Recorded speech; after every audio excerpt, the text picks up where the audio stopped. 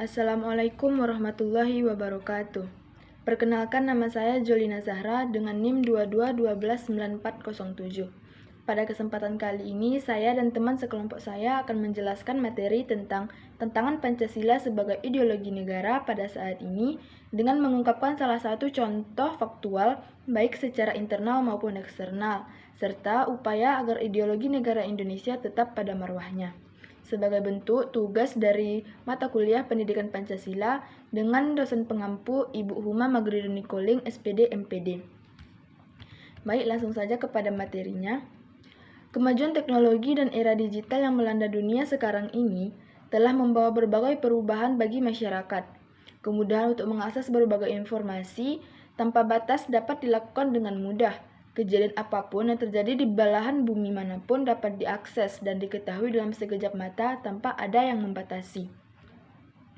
Kemajuan teknologi adalah sesuatu hal yang tak bisa kita hindari dan kita bendung, karena teknologi berkembang seiring dengan berkembangnya ilmu pengetahuan. Ditambah lagi dengan masuknya budaya asing ke Indonesia, melalui teknologi, budaya, dan sosial dari kebiasaan-kebiasaan. Perkembangan pesat era globalisasi saat ini semakin menekan proses akulturasi budaya, terutama pengaruh budaya barat, di mana kehadiran budaya barat itu sendiri seakan mendominasi dan selalu menjadi tren sentri masyarakat. Oleh karena itu, Pancasila memang harus kita tanamkan di dalam jati diri kita sendiri, di mana Pancasila yang merupakan dasar negara yang mengandung nilai-nilai luhur yang harus melekat dan menjadi ciri bangsa Indonesia, dan harus kita tanamkan dalam aktivitas kehidupan kita sehari-hari. Pancasila merupakan pondasi, azas dan pandangan serta pedoman hidup bangsa Indonesia. Pancasila memuat nilai-nilai luhur yang mengatur tatanan kehidupan dan menjadi ciri bangsa yang dimiliki oleh rakyat Indonesia. Kemajuan pengetahuan dan teknologi tersebut kiranya dapat menjadi sarana untuk memudahkan bangsa Indonesia mencapai cita-cita, yakni mewujudkan masyarakat yang sejahtera, mencerdaskan kehidupan bangsa dan turut menjaga ketertiban dunia, sebagaimana yang tercantum pada alinea keempat pembukaan Undang-Undang Dasar 1945. Bangsa Indonesia, terutama generasi muda, harus memahami, mempelajari dan menanamkan, serta mempedomani nilai-nilai luhur Pancasila sebagai pondasi moral dalam kehidupan sehari-hari, serta harus terus menjaga jati diri bangsa sehingga kita bisa membedakan jati diri bangsa Indonesia dengan bangsa-bangsa yang lainnya. Masuknya budaya asing ke Indonesia sebagai tantangan terhadap ideologi negara Indonesia terjadi karena beberapa sebab seperti contoh dari internal dan eksternal.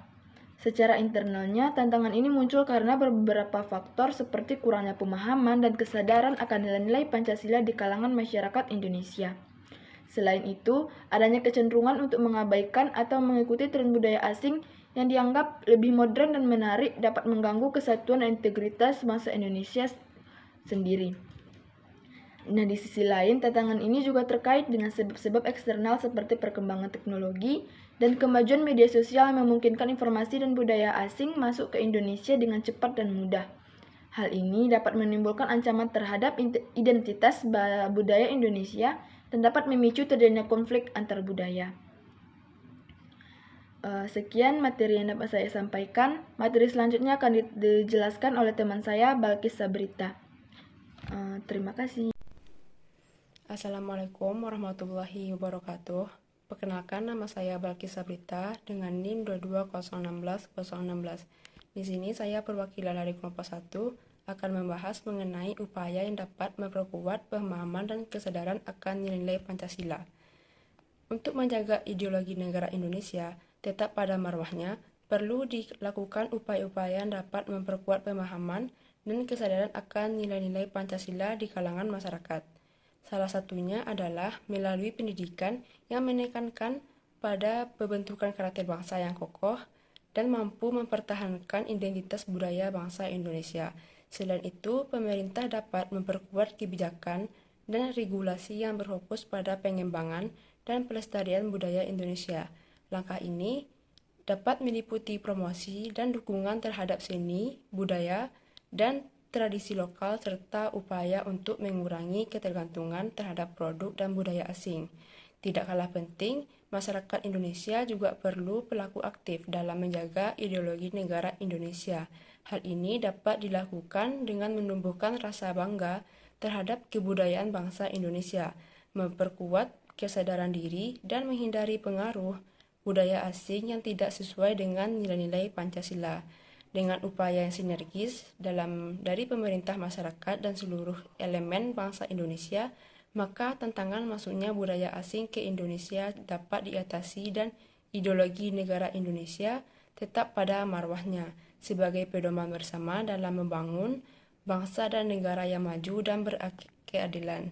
Sekian pembahasan materi dari kelompok kami.